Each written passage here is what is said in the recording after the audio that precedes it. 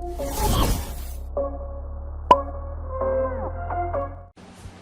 students, welcome to our new lecture number 2 based on the topic chemical kinetics। ये पिछले lecture में हम लोगों ने basic terms rate law expression, differential form में रेट लॉ निकालना, नॉन डिफरेंशियल फॉर्म में रेट लॉ निकालना सीख लिया था। तो स्टार्ट करते हैं अपने टॉपिक से, मॉलिक्यूलैरिटी ऑफ द रिएक्शन। तो हेडिंग डाल देंगे आप मॉलिक्यूलैरिटी।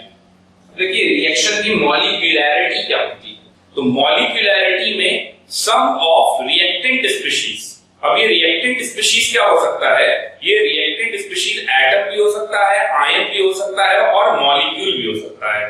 तो sum of the number of reactant species which collide together to form a transition state. तो ये जो ट्रांजिशन स्टेट रिएक्टेंट मॉलिक्यूल बनाते हैं, इसका मतलब हो गया कि वो इफेक्टिव कोलिजन दे रहे हैं, क्योंकि वही मॉलिक्यूल ट्रांजिशन स्टेट तक जा पाएंगे जो कि इफेक्टिव कोलिजन देंगे। और अगर ट्रांजिशन स्टेट आ गई तो इसका मतलब वो रिएक्शन कैसी रही होगी?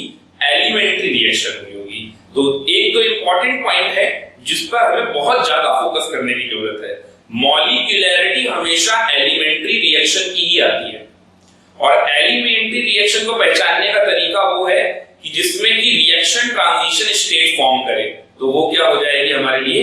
Elementary reaction. और ऐसे में ये काम करने वाले जितने भी रिएक्टेंट मॉलिक्यूल्स हैं, उन सभी का सम करेंगे उस एलिमेंट्री रिएक्शन में, वही कहलाएगा मॉलिक्यूलैरिटी। तो लिख लेंगे आप मॉलिक्यूलैरिटी के बारे में, the sum of reactant species. Species का मतलब एटम भी हो सकता है, आयन भी हो सकता है और मॉलिक्यूल भी हो सकता है। The sum of reactant species which collide together to form a transition state is called molecularity। तो नोट करके आप लिख लेंगे कि मॉलिक्यूलैरिटी सिर्फ किसके लिए डिफाइन है? एलिमेंट्री रिएक्शन के लिए। Molecularity is only defined for elementary reaction, not for complex reaction. Complex reaction की कोई भी मॉलिक्यूलैरिटी नहीं होती है। ओके। और दूसरा पॉइंट मुझे आपको बताना था कि हर elementary reaction transition state form करता है। तो ये पॉइंट हो गया। और एक पॉइंट और लिख लेंगे, every elementary reaction form transition state, from transition state. Okay. जैसे अब आप एग्जांपल में समझो मॉलिक्यूलैरिटी। फॉर एग्जांपल मॉलिक्यूलैरिटी में N2O4 को डिसोसिएट किया तो ये बन गया 2NO2। अब मैं आपसे कह रहा हूं कि एलिमेंट्री रिएक्शन है, तो अगर ये एलिमेंट्री रिएक्शन है तो इसकी मॉलिक्यूलैरिटी कितनी हो जाएगी? इस काम को करने में नंबर ऑफ रिएक्टेंट स्पीशीज कितने हैं? 1। तो मॉलिक्यूलैरिटी क्या होगी? 1। ओके। दूसरा एग्जांपल समझते हैं। जैसे H2 plus Cl2 gives up 2HCl, तो इस रिएक्शन की मॉलिक्यूलैरिटी कितनी होगी? 2। जैसे SO2 plus O2 gives up 2SO3, तो यहां पर रिएक्टेंट स्पीशीज 2 और यहां पर 1, तो कितना हो गया सम? 3। ओके। तो मॉलिक्यूलैरिटी 1 2 3। मॉलिक्यूलैरिटी 3 से ऊपर जा पाना ये पॉसिबल नहीं है, रेयरली ही मिलता है मॉलिक्यूलैरिटी 3 से आगे। तो molecularity never be exceed by 3। Okay. It is formed rarely. Okay. तो आप ये कुछ प्रॉपर्टीज भी लिखते जाएंगे मॉलिक्यूलैरिटी से रिलेटेड। तो मॉलिक्यूलैरिटी के बारे में कुछ इंपॉर्टेंट पॉइंट्स है वो मैं और आपको बता दूं। मॉलिक्यूलैरिटी नेवर बी जीरो, कभी जीरो नहीं हो सकती। आप खुद सोचो, अगर नंबर ऑफ रिएक्टेंट स्पीशीज ही नहीं है तो फिर किस बात की मॉलिक्यूलैरिटी, और अगर ऐसा है ही नहीं तो रिएक्शन ही नहीं ऑपरेट हो रही होगी, तो मॉलिक्यूलैरिटी कभी रिएक्शन की जीरो नहीं हो सकती। Okay, molecularity never B fractional और नेगेटिव। फ्रैक्शनल भी नहीं हो सकती, नेगेटिव भी नहीं हो सकती, जीरो भी नहीं हो सकती। मॉलिक्यूलैरिटी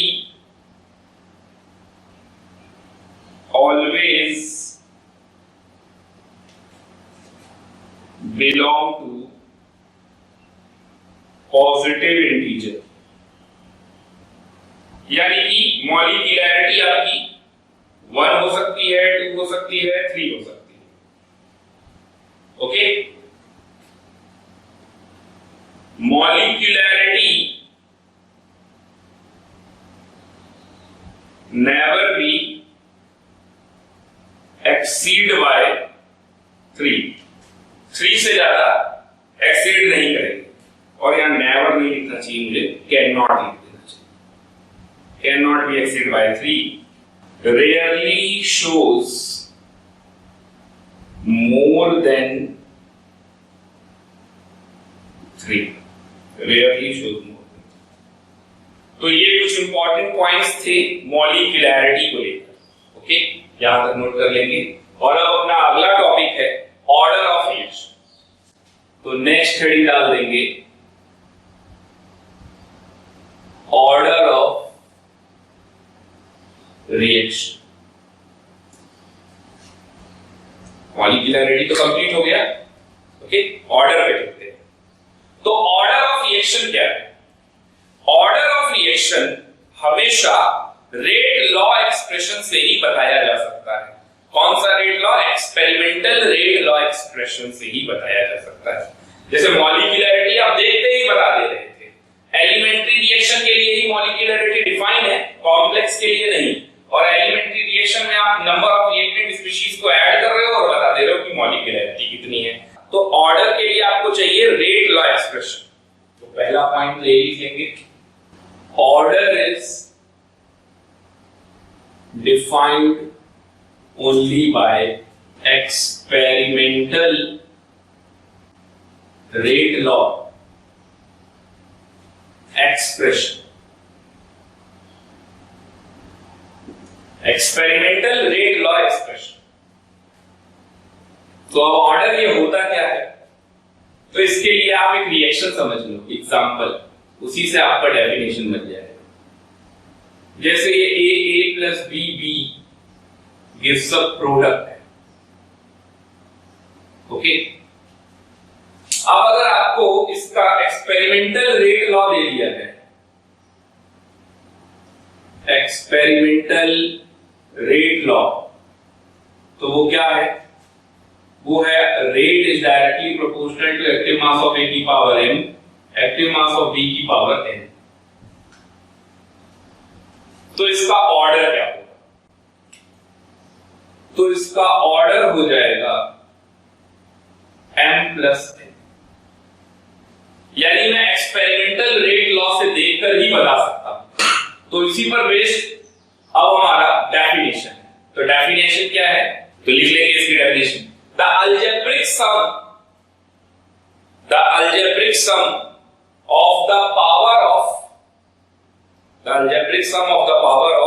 reactant species, active mass of reactant, the algebraic sum of the power of active mass of reactant raised to the power stoichiometric coefficient present in experimental rate law expression. Okay, मैं एक बार फिर बोल देता हूं, the algebraic sum of the power of the active mass of reactant species. raised to the power stoichiometric coefficient present in experimental rate law expression is called order of reaction. तो ये order of reaction m plus n बन गया। इसमें order, ये overall order, overall आपसे ऐसे भी पूछ सकता है कि order with respect to A बताओ, तो हो जाएगा n। Order with respect to B बताया जाए तो हो जाएगा n। ओवरऑल ऑर्डर क्या हो जाएगा, सम। ओके, जैसे इस पे मैं आपको एग्जांपल कुछ करा देता हूं। और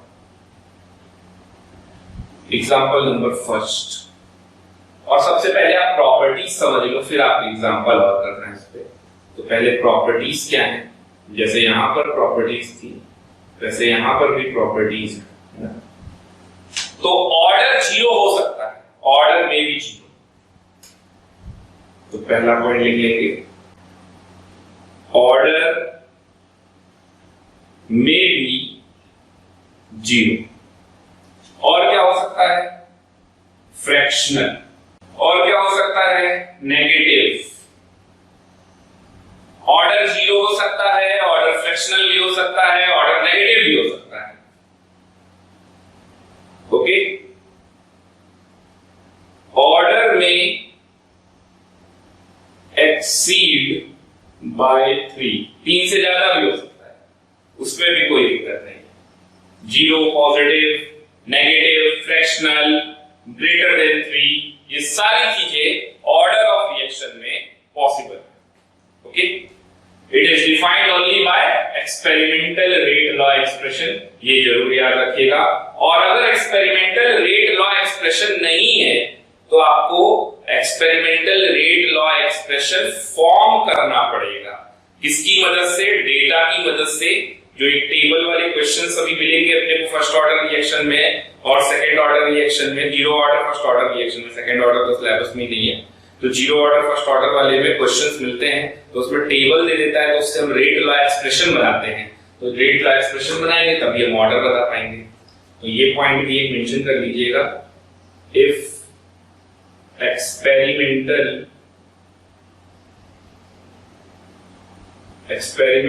rate law expression is not given, then by sufficient data or mechanism of the reaction, rate law will be formed। तो आप मॉलिक्यूलरिटी और ऑर्डर में डिस्टिंग्विश भी कर सकते हैं। अब एग्जांपल की बात, तो हम लोग ऑर्डर ऑफ रिएक्शन के एग्जांपल जरा देख लें। तो पहला एग्जांपल है, फर्स्ट एग्जांपल है H2 plus Cl2 gives up 2HCl।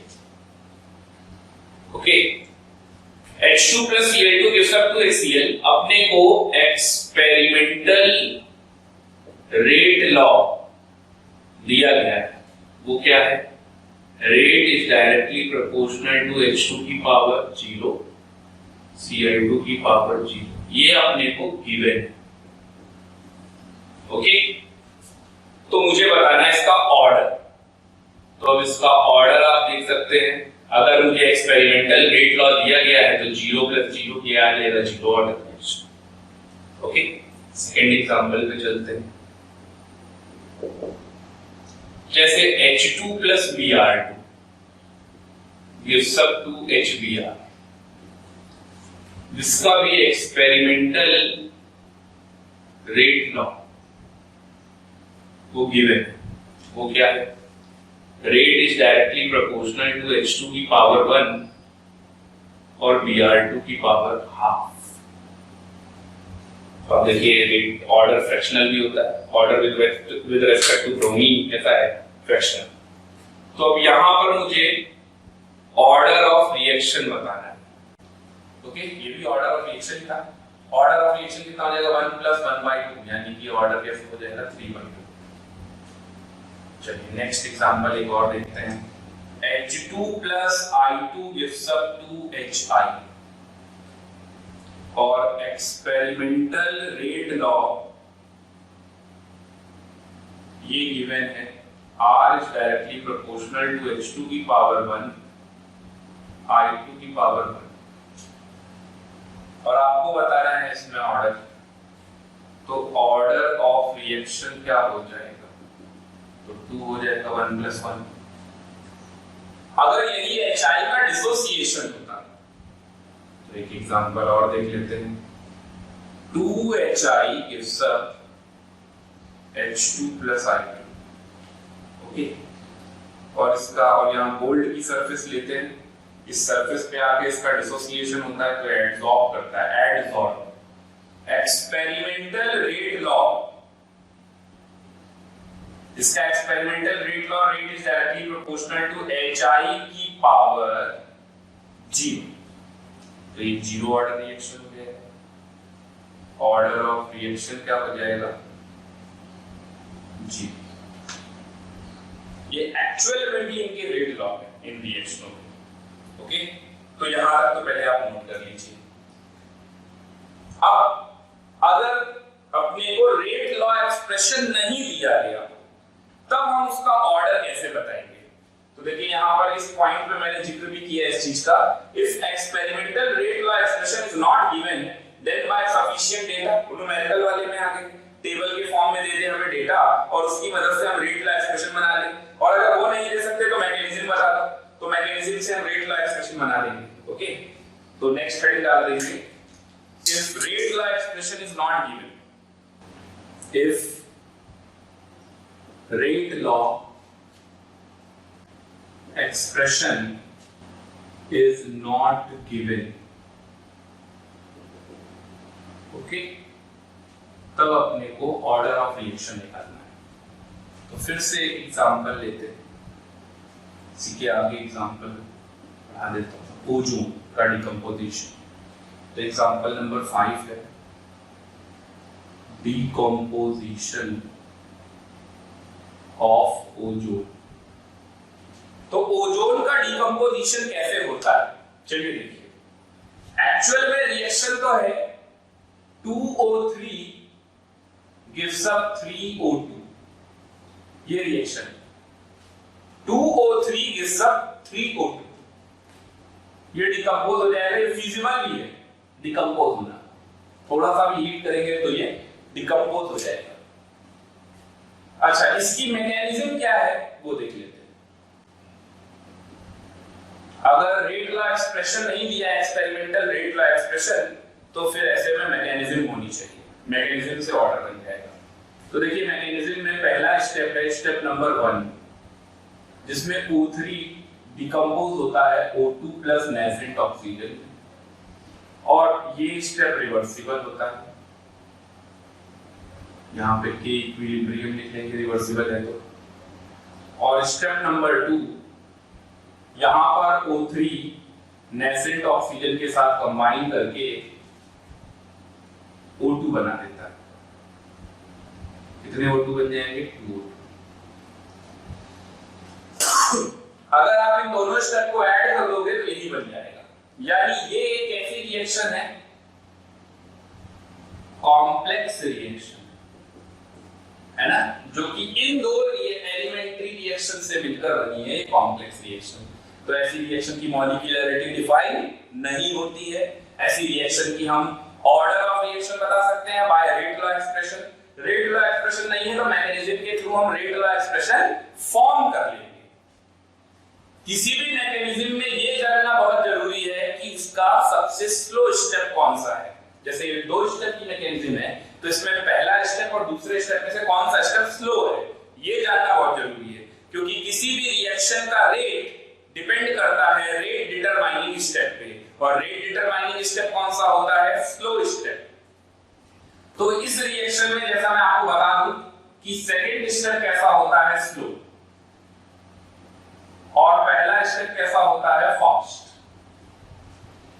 यानी कि ये हमारा क्या है, rate determining step. Okay, mechanism में जब न्यूमेरिकल आपको दिया जाएगा, क्वेश्चंस इस तरीके के दिए जाएंगे तो आपको क्वेश्चंस में मैकेनिज्म दी जाएगी, बट एक दो रिएक्शन आपको पता भी होना चाहिए, जैसे कि ये बहुत इंपॉर्टेंट है। तो ये रिएक्शन के बारे में तो आपको मालूम ही होना चाहिए, decomposition of ozone. Overall P block में भी ये ओजोन का डिकम्पोजिशन है, तो आपको मालूम होना चाहिए। ओके, चलिए देखिए, बट बाकी सारे क्वेश्चंस में आपको देगा मैकेनिज्म के स्टेप लिखते हुए। तो कैसे सॉल्व करना है, किसी भी रिएक्शन का रेट किसके डायरेक्टली प्रोपोर्शनल होता है, रेट डिटरमाइनिंग स्टेप।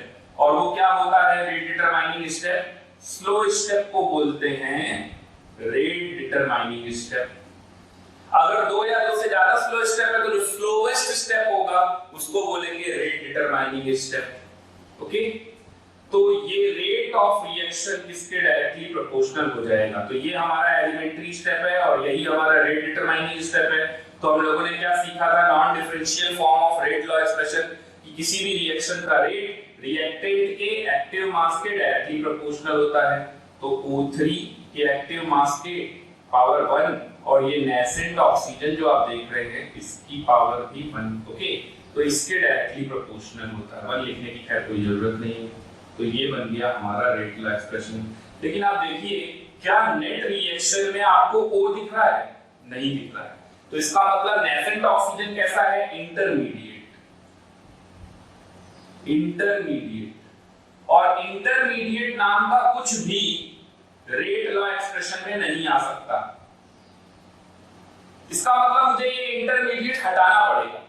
मुझे तो O3 या रिएक्टेंट जो भी है उनके टर्म्स में ही लिखना है rate law expression.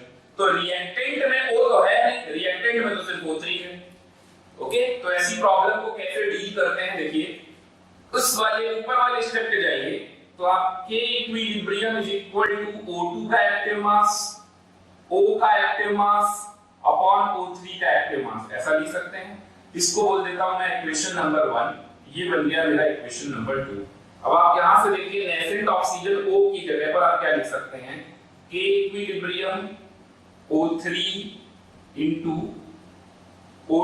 O3 into O2 की पावर -1 आएगा ना। O की जगह पर क्या लिख सकते हैं, K equilibrium O3 upon O2, तो O2 की जगह पर O2 की पावर -1। इस वाली वैल्यू को यहां पर इक्वेशन नंबर 1 पे आप लगा दीजिए, तो आपका बन जाएगा रेट इज इक्वल टू, इसको जब प्रोपोर्शनैलिटी के साइन को जब आप ओपन करेंगे तो एक K आएगा, रेट कांस्टेंट। बल्कि मैं यहां पे लिख भी देता हूं, इसको अगर आपने इक्वेशन नंबर 1 मान रखा है तो इसके बाद यहां पर क्या होगा, rate is equal to K O3 और नेसेंट ऑक्सीजन O। बल्कि आप इसको मान लो इक्वेशन नंबर 1, इसको छोड़ दो। ये हो गया आपका रेट लॉ एक्सप्रेशन, जिसमें K भी है, रेट कांस्टेंट। तो R is equal to K O3 है ना, तो ये वैल्यू हम कहां पुट कर रहे हैं, यहां पर पुट कर रहे हैं K O3 और O की जगह पर हम क्या पुट कर रहे हैं, K इक्विलिब्रियम इनटू O3 और O2 की पावर माइनस। O3 की जगह पर, O की जगह पर आप फिर से देख लें एक बार कैसे लाया वो, K equilibrium into O3 upon O2, तो O2 की जगह पर O2 की पावर -1। अब आप देखिए कांस्टेंट को एक तरफ कर लीजिए, तो K into K equilibrium, O3 की पावर आ गया 2 और O2 की पावर आ गया -1। ओके, ये कांस्टेंट इनटू कांस्टेंट, एक बड़ा कांस्टेंट K डैश, ऐसे मान लीजिए K डैश कांस्टेंट हो गया, O3 की पावर 2 हो गया, O2 की पावर -1 हो गया। रेट, ये हो गया हमारा रेट लॉ एक्सप्रेशन। ओके, और अगर ये हमारा रेट लॉ एक्सप्रेशन है तो इसमें ऑर्डर कितना आपको दिखाई दे रहा है, तो अलजेब्रिक सम कीजिए। ओके, अब इधर आते हैं, तो order with respect to O3 कितना आ रहा है, 2, और ऑर्डर विद रेस्पेक्ट टू ये कितना आ रहा है -1, और ओवरऑल ऑर्डर ये कितना आ रहा है 1, 2 प्लस -1 यानी कि +1, ये overall order. So it is a first order reaction, और यहां से देखने से लग रहा था सेकंड ऑर्डर होगा।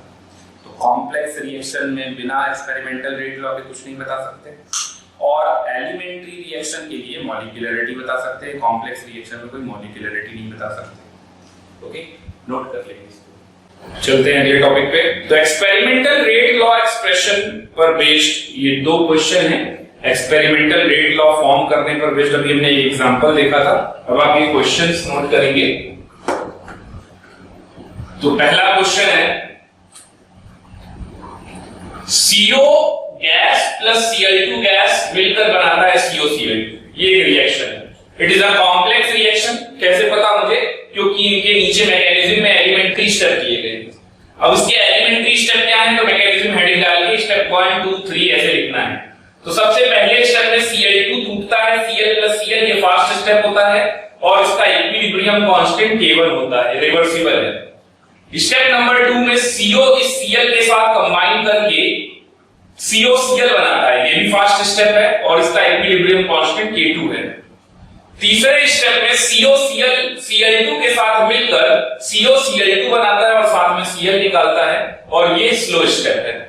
और आपको डिफाइन करना है ऑर्डर ऑफ रिएक्शन, यानी अगर ये स्लो स्टेप है तो ये हो गया हमारा रेट डिटरमाइनिंग स्टेप, है ना। चलिए सॉल्व कीजिए, कैसे आएगा आंसर बताइए।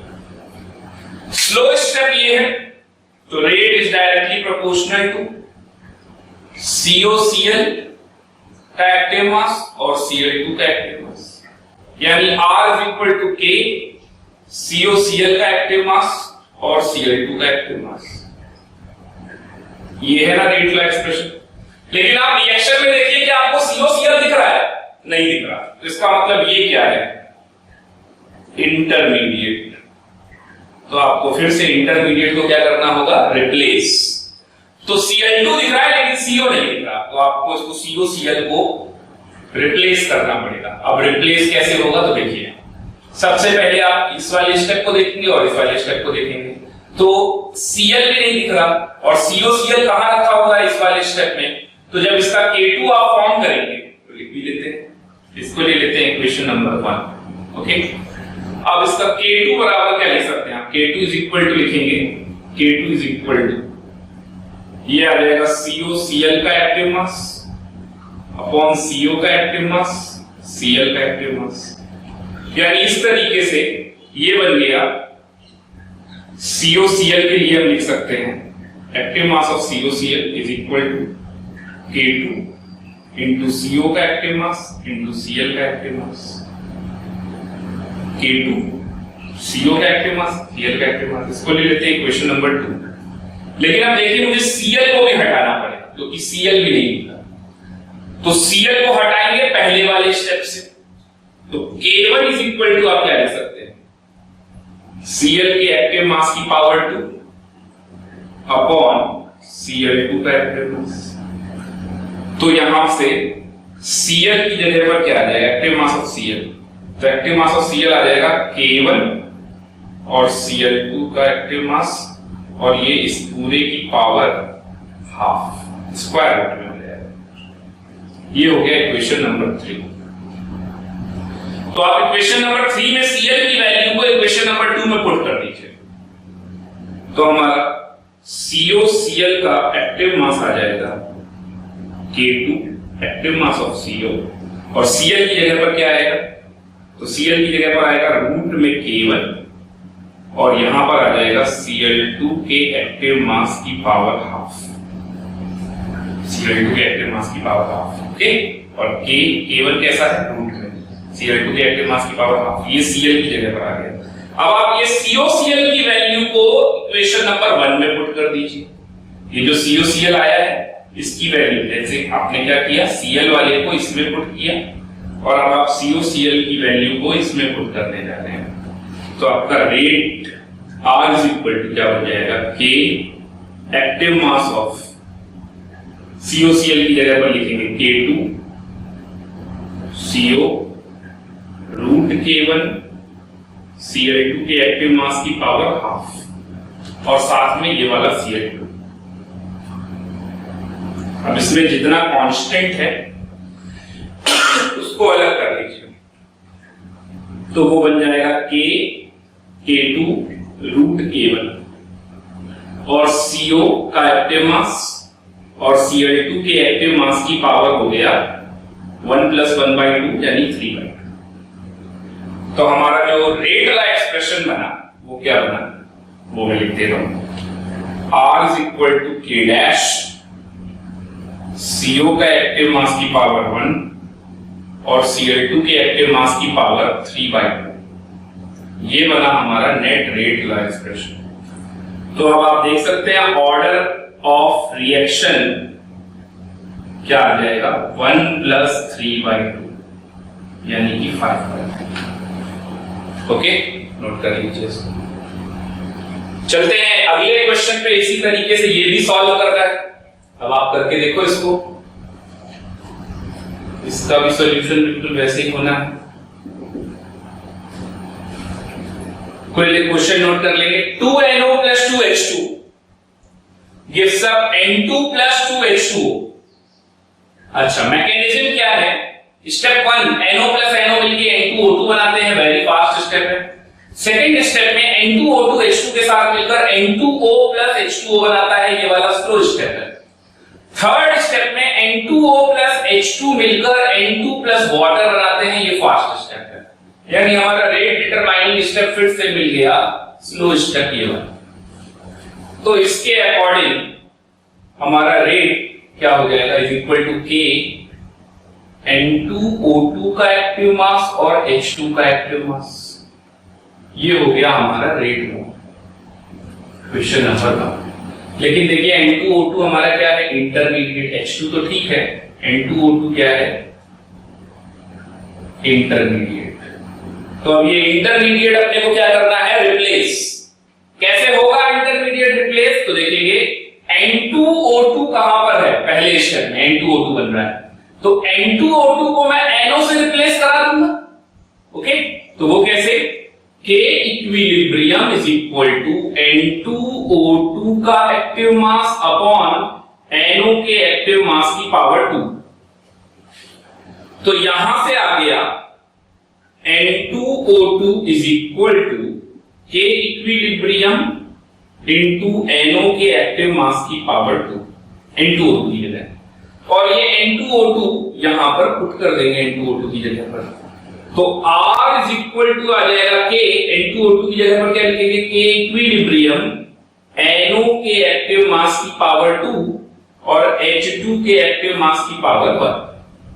ओके, तो ये आ गया R = K' NO के एक्टिव मास की पावर 2 और H2 के एक्टिव मास की पावर 1।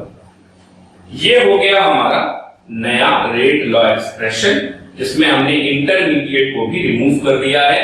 रिएक्टेंट में NO और H2 है, तो अभी भी NO और H2। ओके, अब आप देखिए ऑर्डर क्या होगा। तो ऑर्डर विद रेस्पेक्ट टू, अगर NO पूछा जाता तो हम 2 बताते। ऑर्डर विद रेस्पेक्ट टू अगर H2 पूछा जाता तो हम 1 बनाते। लेकिन हमसे क्वेश्चन पूछा गया ऑर्डर ऑफ रिएक्शन, तो ऑर्डर ऑफ रिएक्शन का क्या मतलब हो जाएगा, 2 + 1 यानी कि 3। तो ऑर्डर ऑफ रिएक्शन क्या हो जाएगा, 3। ओके, ऑर्डर ऑफ रिएक्शन, यहां पर आंसर क्या हो गया हमारा 3।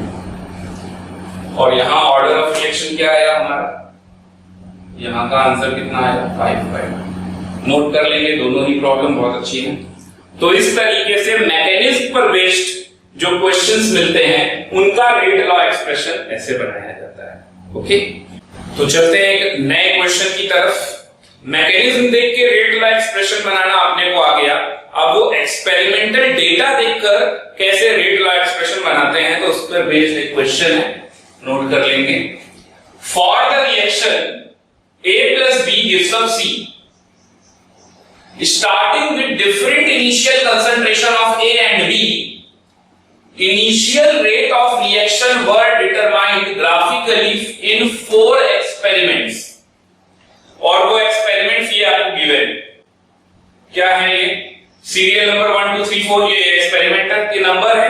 अब यहां पर ए का कंसंट्रेशन लिया गया है इनिशियल कंसंट्रेशन, नॉट का मतलब इनिशियल कंसंट्रेशन, और वो मोलर है, मोलैरिटी वाला मोलर। ओके, इसी तरीके से बी का इनिशियल कंसंट्रेशन मोलर में लिया गया है और rate of the reaction molar second inverse में बताया गया है।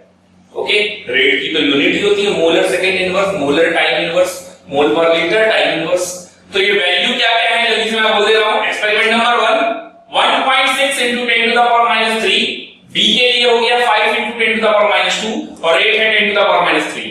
सेकंड है 3.2 into 10 to the power minus 3, 5 into 10 to the power minus 2, 4 into 10 to the power minus 3। Third experiment में 1.6 into 10 to the power minus 3, 10 to the power minus 1, 2 into 10 to the power minus 3, और fourth वाले में 3.2 into 10 to the power minus 3, 10 to the power of minus 1, 8 into 10 to the power of minus 3। अब आपको बताना क्या है, define rate law for the reaction from the above data, यानी इस डेटा से पूरा। चलिए देखते हैं इसका सॉल्यूशन क्या है, ऐसे क्वेश्चन को कैसे सॉल्व करते हैं। a plus b gives up c, तो इसका रेट क्या बन जाएगा, r is equal to k active mass of a की power m active mass of b की पावर n। ये तो हम लिख ही सकते हैं, मुझे m और n निकालना होगा, तो इसी से बन जाएगा मेरा rate law expression. Rate law expression बन जाएगा इसी से। ये हो गया इक्वेशन नंबर 1। बिना एक्सपेरिमेंट देखे इतना तो लिख ही सकते हैं। अब यहां से m और n निकालना रह गया, m और n की वैल्यू यहां पुट कर देंगे तो हमारा रेट लॉ एक्सप्रेशन आ जाएगा। चलिए सबसे पहले मुझे a और b ये दोनों दिए, तो m और n के बारे में निकालना है। तो m और n कैसे निकालेंगे, देखिए इसमें a के लिए ऐसे दो एक्सपेरिमेंट उठा लीजिए जिसमें a का कंसंट्रेशन सेम है, तो होगा क्या, a वाला कंसंट्रेशन कैंसिल हो जाएगा, तो a वाला कंसंट्रेशन तो कैंसिल हो जाएगा लेकिन b वाला कैंसिल नहीं होगा और उससे n आ जाएगा। फिर इसी तरह से दूसरे में दो ऐसे b के कंसंट्रेशन उठा लेंगे जिससे b वाला कैंसिल हो जाएगा तो a वाले का आ जाएगा आंसर। ओके, तो जैसे बाय एक्सपेरिमेंट, ये मैं आपको थोड़ा लेंथी करके समझा रहा था कि आपको अच्छे से समझ में आ जाए, उसके बाद आप शॉर्टकट अपने आप ही लगाने लग जाओगे। ओके, तो बाय एक्सपेरिमेंट नंबर 1 and 3, 1 और 3 उठा लेते हैं। तो अब देखिए इसमें रेट क्या दिया है, तो 1 में दिया है 10 to the power of minus 3 is equal to k 10 to the power minus 3। Reaction नहीं बदलेगी तो रेट कांस्टेंट नहीं बदलेगा, रेट कांस्टेंट फिक्स रहेगा। रिएक्शन बदलने पर ही रेट कांस्टेंट बदलता है। तो 10 to the power minus 3 is equal to k, a के लिए क्या लिखेंगे, 1.6 into 10 to the power minus 3 की पावर m। ओके, ये स्क्वायर ब्रैकेट लगा लीजिए यहां पर, और दूसरा 5 into 10 to the power of minus 2 की पावर, तो ये आया, और यहां पर ये n, b का कंसंट्रेशन कितना है initial, 5 into 10 to the power minus 2 की पावर n। Equation number 2। अब इसी तरीके से थर्ड एक्सपेरिमेंट देखिए, तो थर्ड एक्सपेरिमेंट में क्या लिखना है, 2 into 10 to the power of minus 3 ये is equal to k, a के लिए 1.6 into 10 to the power of minus 3 की पावर m और 10 to the power of minus 1 की पावर n। Equation number 3। अब इन दोनों को आप डिवाइड कर दीजिए, तो इन दोनों को आप जैसे ही डिवाइड करेंगे तो ये तो कैंसिल हो जाएगा, ये भी कैंसिल हो जाएगा, और 10 to the power of minus 3 भी कैंसिल हो जाएगा। तो अब देखिए क्या आ रहा है, ये आ रहा है 1/2 is equal to, और इधर कितना आ रहा है, ये 5 into 10 to the power minus 2 है ना, तो यहां पर आप लिख सकते हैं 5 into 10 to the power minus 2, और डिवाइड में अगर मैं 10 का मल्टीप्लाई और डिवाइड कर दूं तो 10 into 10 to the power of minus 2, इस होल की पावर n हो जाएगा, होल की पावर n हो जाएगा, ये भी कैंसिल, और 5 to the 10, तो यहां पे n बराबर कितना आ जाएगा। ओके, अब इसी तरीके से मुझे b के ऐसे दो एक्सपेरिमेंट लेने हैं जिनका कंसंट्रेशन सेम हो, तो पहला और दूसरा। बाय एक्सपेरिमेंट नंबर 1 and 2 अब देखिए अब क्या होगा, तो r 10 to the power of -3 is equal to k 1.6 into 10 to the power of -3 की पावर m और 5 into 10 to the power of -2 की पावर n। इक्वेशन नंबर और आगे बढ़ा लेते हैं 4, और दूसरे वाले में 4 into 10 to the power of -3 is equal to k। अब की बात दिया है 3.2 into 10 to the power of -3 की पावर m, और यहां आ जाएगा 5 into 10 to the power of -2 की पावर m। Question number 5। अब इन दोनों को डिवाइड कर दीजिए, और जब आप इन दोनों को डिवाइड करेंगे तो अब क्या होगा, m कैंसिल हो जाएगा। पहले m कैंसिल हुआ था, आप देखिए n वाला कैंसिल हो जाएगा, k कैंसिल हो जाएगा, तो 10 to the power -3 भी कैंसिल हो जाएगा। 1/4 इज इक्वल टू, ये पावर कैंसिल हो रहा है, ये 16 32 1/2 की पावर m, और इसको लिख सकते हैं 1/4 को 1/2 की पावर 2, तो m बराबर कितना आ गया 2। इसको पुट कर दीजिए, तो r इज इक्वल टू आ गया k a की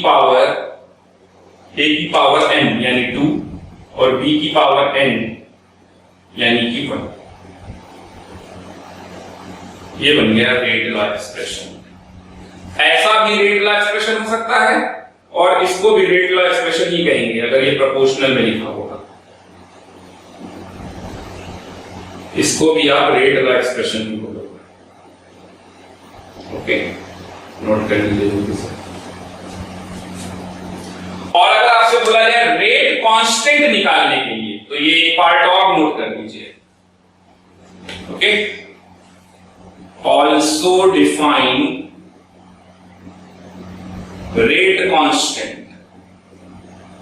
तो वो कैसे निकालेंगे, तो कोई भी एक एक्सपेरिमेंट ले लीजिए और उसमें ये सारी वैल्यू पुट कर दीजिए। जैसे इन एक्सपेरिमेंट नंबर 1 देखिए, तो r क्या है 10 to the power of -3 is equal to k। A का कंसेंट्रेशन क्या है 1.6 into 10 to the power -3 की पावर 2, और यहां पर 5 into 10 to the power of -2 की पावर 1। यहां से K निकाल लीजिए। ओके, तो आप सॉल्व कर लेंगे। K रेट कांस्टेंट क्या आ जाएगा 10 to the power of -3 upon 1.6 into 5 10 to the power of 1.6 into 1.6 10 to the power of -6 और 2 -8, तो यहां आ जाएगा 10 to the power of 8, तो ये बन जाएगा 10 to the power of 5 divided by 1.6, और यहां 5 भी रहेगा तो 1.6 into 5। ये सॉल्व कर लीजिएगा, रेट कांस्टेंट भी आ जाएगा। ओके, नोट कर लीजिए जल्दी से, रेट कांस्टेंट क्या है। रेट कांस्टेंट की यूनिट निकालना आपको सिखाया था, n क्या है 3, और उससे आ जाता था। रेट की यूनिट क्या होगी मोल पर लीटर, और ये भी क्या होगा मोल पर लीटर की पावर 3, तो k आ जाएगा उससे। ओके, मोल पर लीटर टाइम इनवर्स, ये टाइम इनवर्स होगा, इसमें टाइम इनवर्स नहीं होगा, तो इसको सॉल्व कर लीजिए। तो चलते हैं नेक्स्ट हेडिंग की तरफ, और अब अपने को पढ़ना है zero order reaction and first order reaction. तो पहले आप हेडिंग डाल दीजिए zero order reaction. Zero order reaction में देखिए क्या है, जैसे मैं एक एग्जांपल लेट कर लेता हूं। ए ने दिया product, A gives a product. Okay, time t बराबर 0 पे, टाइम t बराबर 0 पे इसका कंसंट्रेशन था C0, तब ये कुछ नहीं था। Time t equal to t पे A का कंसंट्रेशन, अच्छा इसको मोल के टर्म्स में भी ले सकते हैं, तो आप मोल के टर्म्स में लोगे तो A ले लेना, A, और C0 कंसंट्रेशन हो गया। Time t equal to t पर इसका कंसंट्रेशन, तो इसका कंसंट्रेशन हो गया C, और इसका बन गया C डैश। तो अगर मोल के टर्म में लिखोगे तो A माइनस x, और यहां पर x मोल बन गया। ओके, अब हम लोगों ने रेट लॉ एक्सप्रेशन सीखा था, तो rate law by rate law, तो R इज इक्वल टू आ जाएगा K active mass of A की पावर n। और आप हेडिंग क्या पढ़ रहे हो, जीरो ऑर्डर रिएक्शन, तो ऑर्डर क्या है 0, तो m की वैल्यू क्या हो जाएगी 0। ओके, तो R is equal to K A की पावर जीरो। इंपॉर्टेंट रिलेशन आया कि किसी जीरो ऑर्डर रिएक्शन का रेट कभी भी कंसंट्रेशन पे डिपेंड ही नहीं करता। जीरो ऑर्डर का रिएक्शन का रेट कैसा होता है? कांस्टेंट। तो ये पॉइंट मेंशन कर लीजिएगा, rate of zero order reaction independent of concentration. Okay, तो एक्सप्रेशन बन गया R यानी रेट इज इक्वल टू के। अब आप रेट की जगह पर क्या लिख सकते हो? तो डिफरेंशियल फॉर्म में अगर जाओगे तो minus D active mass of A by D T, minus क्यों लगेगा ये सब बता चुका हूं आपको, इज इक्वल टू के। तो minus D active mass of A is equal to K D T, K D T. इसको इंटीग्रेट करेंगे टाइम t बराबर 0 से t के बीच में, t बराबर 0 पे c नॉट कंसंट्रेशन और c कंसंट्रेशन टाइम t पे।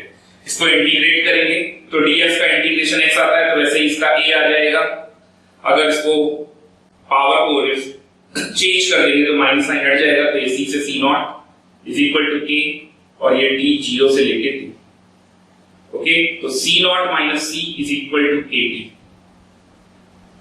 ये आ गया अपना expression, c not minus c is equal to kt। तो इसका मतलब रेट कांस्टेंट का अगर मैं लिखता हूं तो k इज इक्वल टू आ जाएगा c not minus c upon t। ये आ गया रेट कांस्टेंट का एक्सप्रेशन। और अगर मैं c के लिए लिखता हूं तो c के लिए हो जाएगा, c के लिए मुझे क्या लिखना होगा? c इज इक्वल टू हो जाएगा minus kt plus c, minus kt plus c। Okay, चलिए यूनिट ऑफ k लिखते हैं। तो यूनिट ऑफ k, k की यूनिट क्या है? तो कंसंट्रेशन माइनस कंसंट्रेशन, तो कंसंट्रेशन ही रहेगा, जीरो ना कर दीजिएगा। तो मोल लीटर इनवर्स कंसंट्रेशन का और टाइम इनवर्स, या mole litre inverse second inverse. Okay, और SI में हो जाएगा मोल मीटर की power -3 second inverse, SI system. चलिए हाफ लाइफ डिफाइन करते हैं। Half life of zero order reaction. तो हाफ लाइफ क्या होता है? गिवन टाइम इंटरवल में इनिशियल का आधा हो जाना। तो k is equal to c not minus c upon t है। अगर मैं टाइम t की जगह पर t हाफ यूज कर लूं तो c बराबर c नॉट बाई 2 हो जाएगा। ये दोनों वैल्यू उठा के पुट कर दीजिए, तो क्या आ जाएगा? k is equal to c not minus c not by 2 upon t half. तो ये बन जाएगा c not by 2 t half is equal to k। Okay, तो यहां से t half is equal to आ जाएगा, t half is equal to आ जाएगा, t हाफ को अगर मैं इधर ले आया तो ये आ जाएगा c नॉट अपॉन 2k।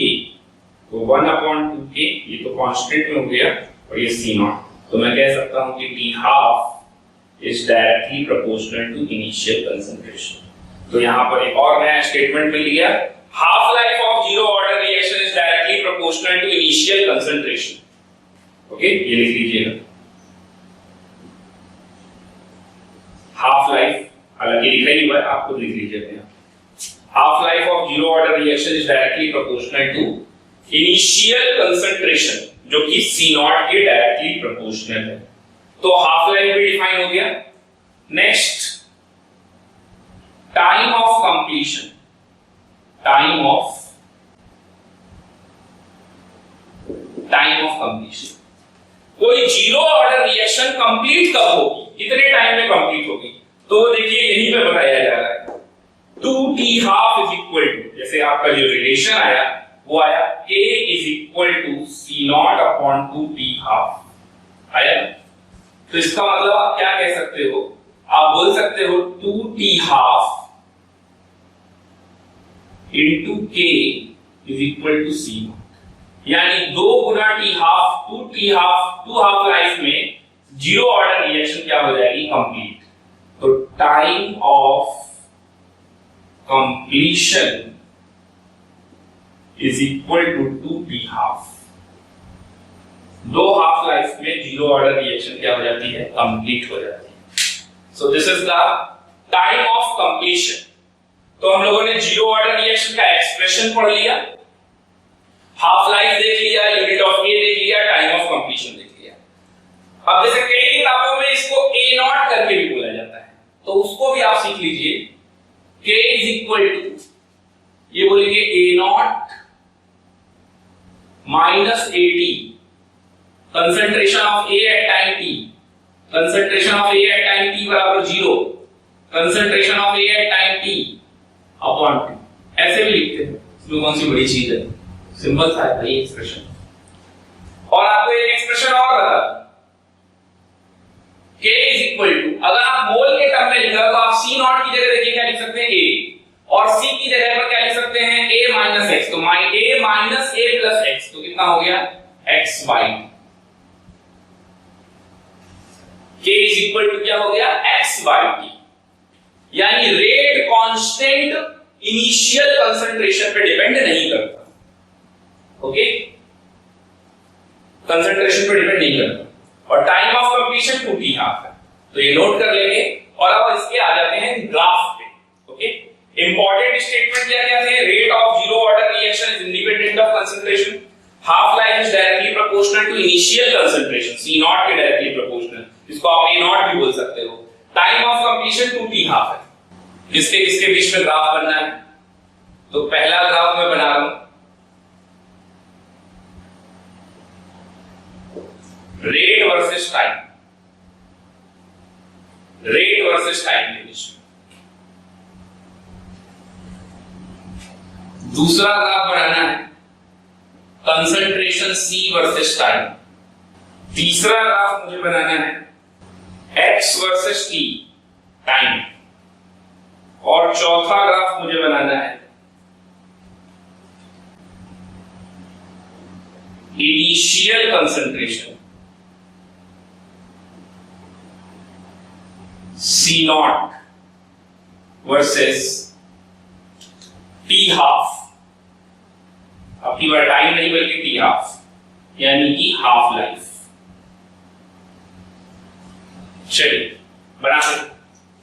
तो रेट और टाइम के बीच का ग्राफ कैसा होगा, आपने खुद ही देखा था, R इक्वल टू K आया था जीरो ऑर्डर रिएक्शन। तो इसका मतलब टाइम कुछ भी हो, रेट कैसा रहेगा, कांस्टेंट, तो ग्राफ कैसा बनेगा। C वर्सेस T के बीच में ग्राफ बनाना है, ये रहा इक्वेशन। इसको y एक्सिस पे बनाया है, इसको इंटरसेक्ट हो गया, तो C is equal to minus का KT प्लस C नॉट, तो ये तो y एक्सिस हो गया। और ये mx plus c, y is equal to mx plus c, तो स्लोप कैसा है माइनस k, यानी नेगेटिव। तो नेगेटिव स्लोप का मतलब डिक्रीजिंग ग्राफ, तो ग्राफ कैसा बनेगा ऐसा, ये है slope, m is equal to tan theta is equal to minus k। Okay, ये हमारा स्लोप हो गया। और यहां पर इंटरसेप्ट कितना है C नॉट, तो C नॉट वैल्यू नहीं पता। नेक्स्ट ग्राफ में आगे x और t के बीच में ग्राफ बनाना है। तो अब मुझे x और t के बीच में अगर ग्राफ बनाना है तो वो देखिए x और t, तो x इज इक्वल टू क्या लिखा है kt, यानी y is equal to mx। Time t बराबर 0 पे x की वैल्यू कुछ भी नहीं थी, यानी कुछ डिसोसिएट ही नहीं हुआ। जैसे जैसे टाइम बढ़ता जा रहा है ये डिसोसिएट होता जा रहा है, x की वैल्यू बढ़ती जा रही है। इनिशियल कंसंट्रेशन और हाफ लाइफ, तो ये रहा एक्सप्रेशन T हाफ और इनिशियल कंसंट्रेशन, तो C not is equal to K into T half, again Y is equal to mx। Okay, बना लीजिएगा। तो ये कंप्लीट हुआ अपना जीरो ऑर्डर रिएक्शन। और अब हम चलते हैं फर्स्ट ऑर्डर रिएक्शन की तरफ। नेक्स्ट स्टडी कर लेंगे first order reaction, first order kinetics. तो फर्स्ट ऑर्डर रिएक्शन में भी हम लोग एक एग्जांपल लेट कर लेते हैं। तो A gives a product again, okay, time t is equal to 0 पर इसका कंसंट्रेशन फिर से वही C नॉट, ये 0, और मोल के टर्म में लेंगे तो A। Time t is equal to t पे इसका C A माइनस x, यहां C डैश और यहां x। Okay, rate law expression R is equal to K active mass of A की पावर n, ये हो गया रेट ला एक्सप्रेशन। अब क्योंकि फर्स्ट ऑर्डर रिएक्शन है तो m इज इक्वल टू क्या हो जाएगा 1, तो r is equal to k active mass of A, यानी कि rate is directly proportional to active mass of A। Okay, ये ध्यान रखिएगा। चलिए आगे चलते हैं। r की जगह पर क्या लिख सकते हैं, minus d active mass of A by dt is equal to k active mass of, तो dt एक तरफ ले जाइए और a को एक तरफ ले आइए, minus d active mass of A by a active mass of A is equal to k dt।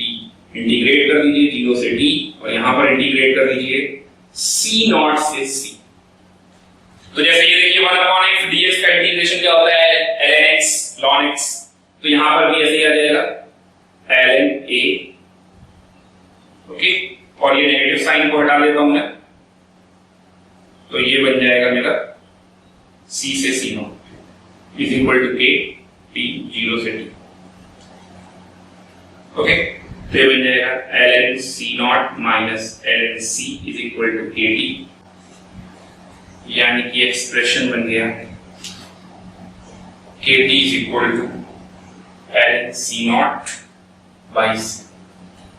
तो k is equal to 2.303 upon t log c not by c, ये आ गया फॉर्मूला।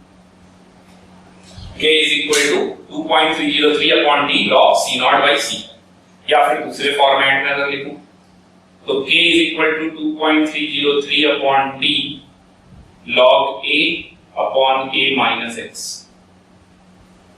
इस फॉर्मेट में भी लिखा जा सकता है।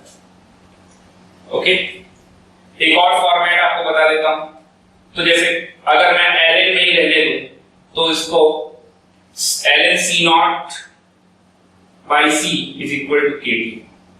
ओके, तो c not by c is equal to kt है, तो यहां से मैं ln हटा दूं तो c not by c is equal to e की पावर kt आ जाएगा, तो c इज इक्वल टू क्या आ जाएगा, c नॉट e की पावर माइनस kt। ऐसा एक्सप्रेशन भी लिख सकते हैं, और इसकी जगह पर आप a is equal to a at time t, at is equal to a naught e की पावर माइनस kt, ऐसा भी लिख सकते हैं। ओके, तो ये दोनों फॉर्मेट है आपके पास, ये भी मैं यहीं पे लिख देता हूं, c is equal to c naught e की पावर माइनस kt,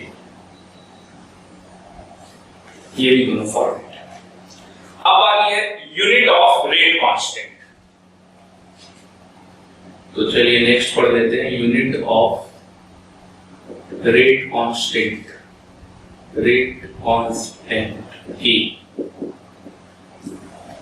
तो रेट कांस्टेंट की यूनिट क्या है, आप देखिए आपके पास एक्सप्रेशन है k is equal to 2.303 upon t log c not by c। Concentration upon concentration, mole per litre cancel हो गया, तो ये आ गया टाइम इनवर्स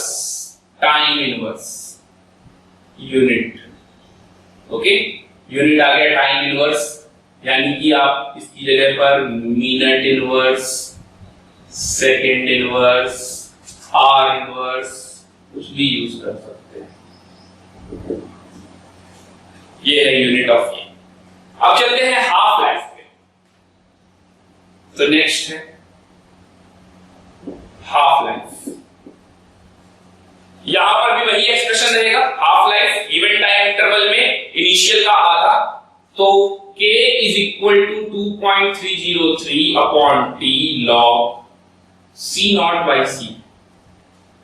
ओके, तो c नॉट बाई c है, तो time t is equal to t half पर c की वैल्यू हो जाएगी c नॉट बाई 2, तो k is equal to 2.303 upon t half log c naught upon c not by 2, वो यहां आ जाएगा c नॉट कैंसिल हो जाएगा, log 2 की वैल्यू का मल्टीप्लाई कर देंगे 0.3010 इनटू 2.303, ये आ जाएगा 0.693 upon t half, k is equal to 0.693 upon t half. इसका मतलब t half is equal to constant, किसी पे डिपेंड नहीं करता, क्योंकि ये भी कांस्टेंट ये भी कांस्टेंट, तो t half is independent of initial concentration और कंसंट्रेशन डिपेंड ही नहीं करता। और यहां पर इस वाले स्टेटमेंट पे ध्यान दीजिएगा, rate of the reaction is directly proportional to the concentration. Rate of reaction is directly proportional to the concentration and half life period independent of concentration. Okay, तो ये था हमारा हाफ लाइफ। हम हाफ लाइफ ही नहीं 3/4 life, 7/8 life, ये सारी चीजें भी निकाल सकते हैं। जरा उसको भी देख लेते हैं। अगर मुझे 3/4 लाइफ निकालनी तो उसके लिए क्या करेंगे? तो एक्सप्रेशन तो वही है 2.303 upon t log C not by c. Time t is equal to t 3/4। 3/4 life में क्या होगा? तो 3/4 लाइफ में c की वैल्यू क्या हो जाएगी? c का मतलब रिमेनिंग अमाउंट, c का मतलब हो गया रिमेनिंग अमाउंट। तो 3 जैसे हाफ लाइफ में हाफ निकल गया तो रिमेनिंग कितना बचा? हाफ। तो इसी तरीके से 3/4 लाइफ में 3/4 डिसोसिएट हो जाएगा तो बचेगा कितना? 1/4। ओके, तो 1/4 बचेगा, यानी कि c बराबर हो जाएगा C नॉट बाई 4। तो k is equal to 2.303 upon t 3/4 log C naught upon C not by 4। Cancel 2.303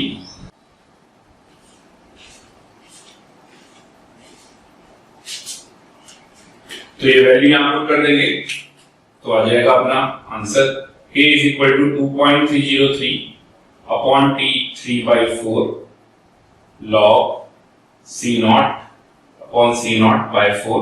ये कैंसिल हो गया और ये आ जाएगा 2.303 into 0.3010 into 2 divided by t 3/4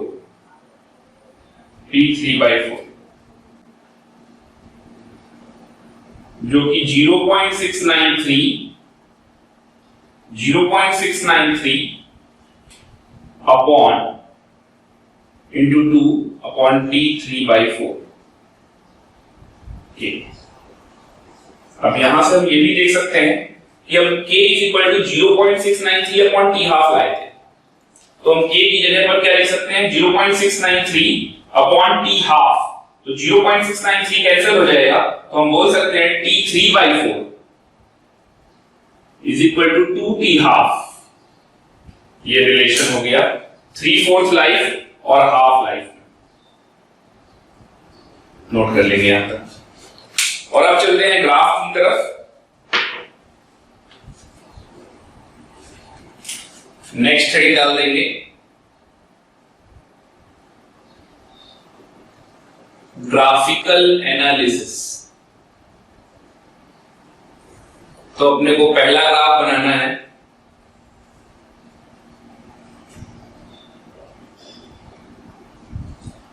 concentration versus time के बीच में, कंसंट्रेशन वर्सेस टाइम। फिर हम एक ग्राफ बनाएंगे, अगला ग्राफ बनाएंगे x versus time,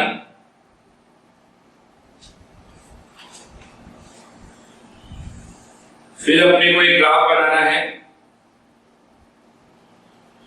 rate versus concentration, concentration of A,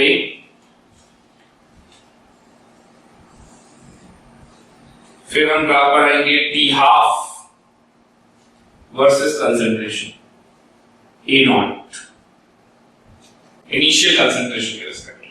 okay, C not भी बोल सकते हैं। तो चलिए ग्राफ बनाते हैं। तो सबसे पहला अगर मैं रेट और कंसंट्रेशन दे दूं तो मेरे पास एक्सप्रेशन आया था R is equal to K active mass of A की पावर, यानी रेट और एक्टिव मास ऑफ A के बीच में कैसा रिलेशन आ रहा है, y is equal to mx।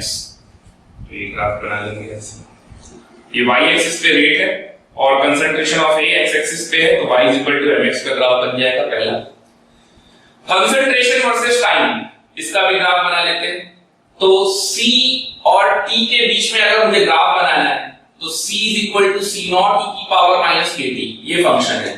c is equal to c naught e की पावर माइनस kt, t बराबर 0 पर e की पावर 0 यानी 1 c बराबर c नॉट आ जाएगा। तो यहां कोई पॉइंट है जो कि c नॉट रिप्रेजेंट करेगा यहां तक, और यहां से ये एक्सपोनेंशियली डिक्रीज करता जाएगा जो कि e की पावर माइनस x है। चलते हैं x की तरफ। तो अगर x का ग्राफ बनाना हो तो x का ग्राफ हम कैसे बनाएंगे? तो एक्चुअली देखिए यहां पर c की जगह हम क्या लिखने वाले हैं, a माइनस x, और c नॉट की जगह a e की पावर माइनस kt। ओके, तो यहां से x निकाल लेते हैं। तो x इज इक्वल टू क्या आ जाएगा, x इज इक्वल टू आ जाएगा a 1 माइनस e की पावर माइनस kt। तो x और टाइम को अगर मैं देखूं तो वैसे भी मैं कह सकता हूं टाइम बढ़ने पर x का अमाउंट बढ़ता जाएगा, तो ये x e की पावर x से इंक्रीज करता जाएगा। ये भी नोट कर लीजिएगा। t हाफ और कंसंट्रेशन, इनिशियल कंसंट्रेशन, तो t हाफ और इनिशियल कंसंट्रेशन में कोई रिलेशन नहीं है। तो इनिशियल कंसंट्रेशन कुछ भी हो, t हाफ हाफ लाइफ उसकी फिक्स है। तो ये ग्राफ हो गए। ओके, नोट कर लेंगे। हम log c और t के बीच में भी ग्राफ बना सकते हैं। तो अब एक ग्राफ बनाते हैं टाइम और log c के बीच, log c वर्सेस t। तो हमारा एक्सप्रेशन है k is equal to 2.303 upon t log c not by c को मैं लिख सकता हूं log c not minus log c। तो एक बार पहले हम kt upon 2.303 is equal to क्या लिख सकते हैं, log c not minus log c। इस तरीके से लिखा जा सकता है। तो ये log c is equal to बन जाएगा log c not minus kt upon 2.303। अब इसको हम y एक्सिस पे बना रहे हैं और t को मैं x एक्सिस पे बना रहा हूं, तो ये मेरा हो जाएगा स्लोप। और स्लोप कैसा दिख रहा है, नेगेटिव, तो ग्राफ कैसा होगा, डिक्रीजिंग, ऐसा। m is equal to minus k upon 2.303। और ये जो इंटरसेप्ट है ये log c नॉट के बारे में बताया जा रहा है। इस ग्राफ को भी नोट कर लेंगे। ये था log c versus t। Okay, degree of dissociation alpha in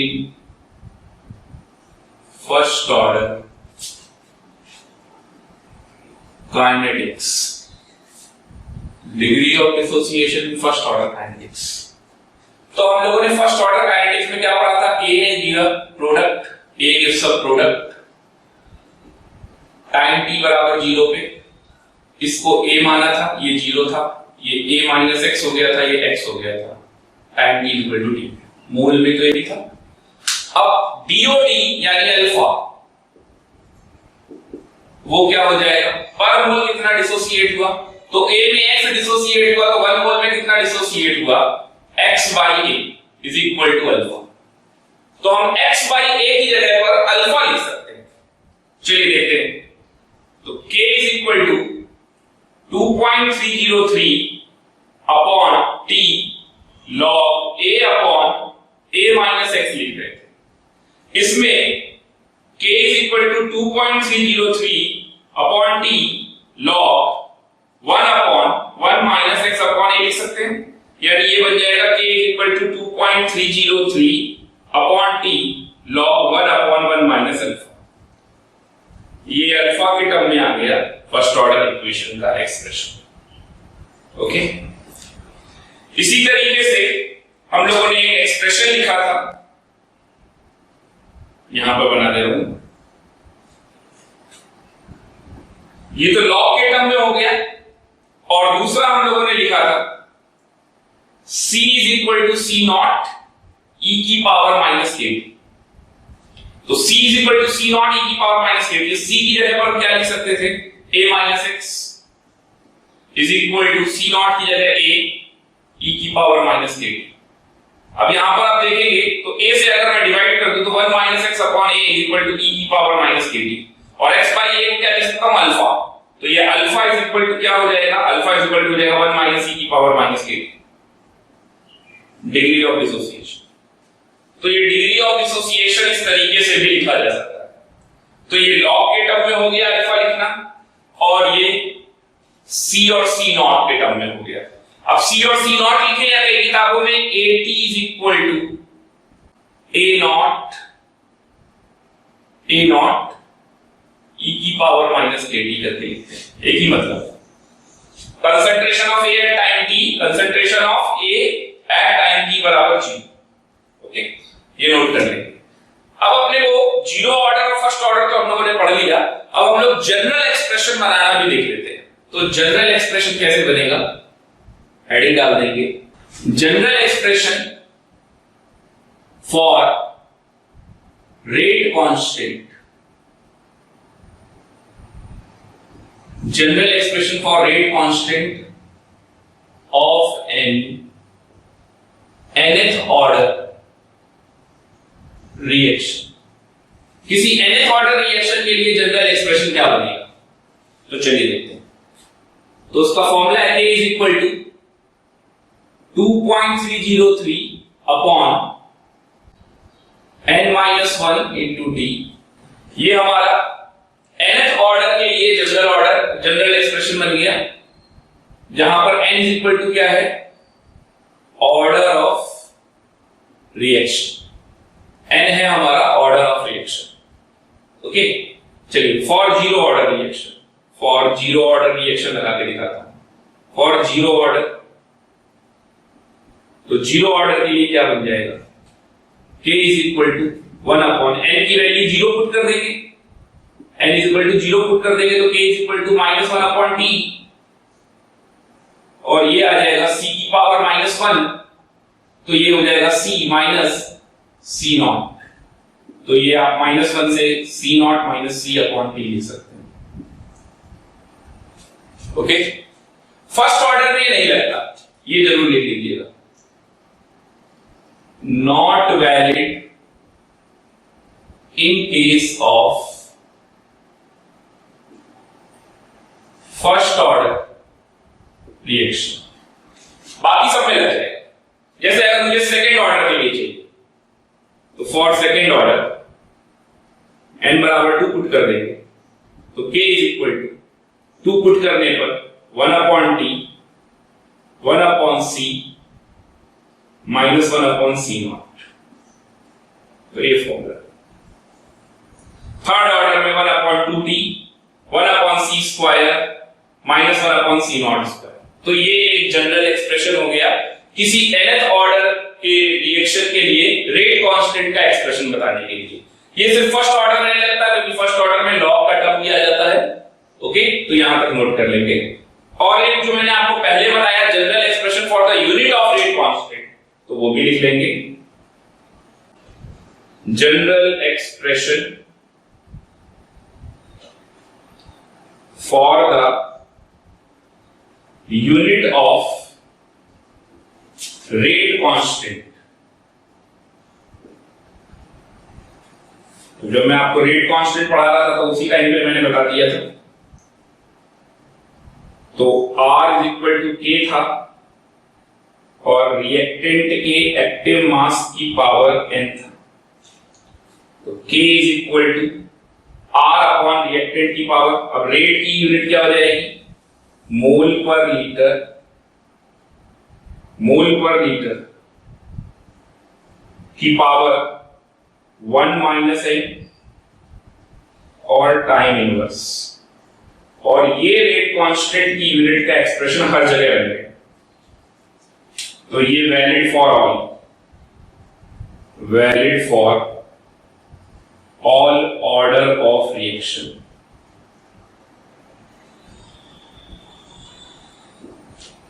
suppose आप n की वैल्यू 1 पुट करते हैं, तो ये टर्म चला जाएगा टाइम इनवर्स। फर्स्ट ऑर्डर के रेट कांस्टेंट का यूनिट था टाइम इनवर्स। सपोज आप जीरो ऑर्डर के लिए अगर करते हैं, तो mole litre inverse time inverse. Second order के लिए अगर करते हैं, तो मोल पर लीटर की पावर -1, यानी लीटर पर मोल टाइम इनवर्स।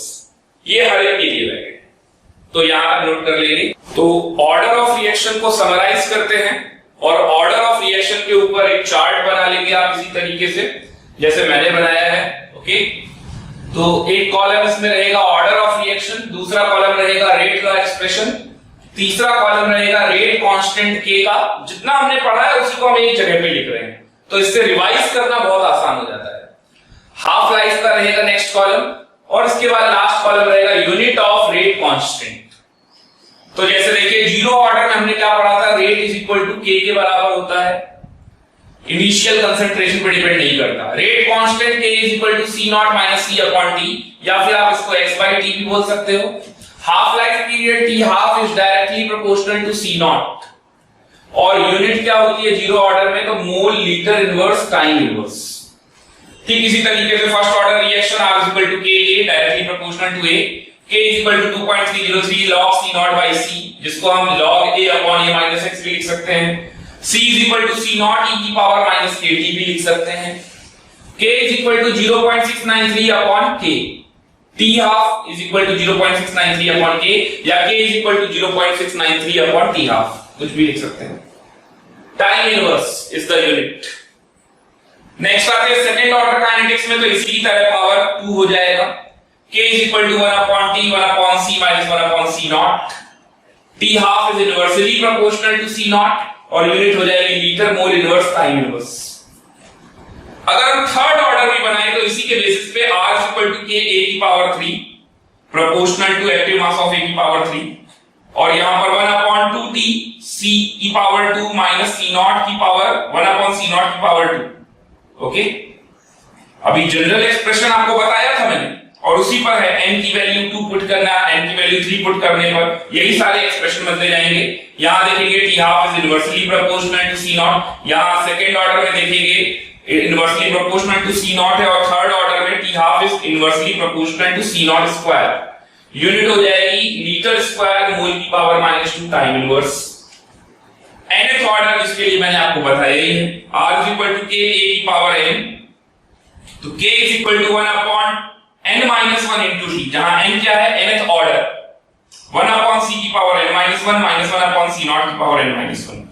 फर्स्ट ऑर्डर छोड़कर बाकी आप कुछ भी वैल्यू लगाओगे, यहां पर n इज इक्वल टू 1 मत लगाना, बाकी सब लगाओगे सब मैच करेगा, यही बताया था मैंने आपको। Okay, t half is inversely proportional to c not की पावर n माइनस 1, जहां n ऑर्डर है, t half life period of c naught initial concentration of the reactant.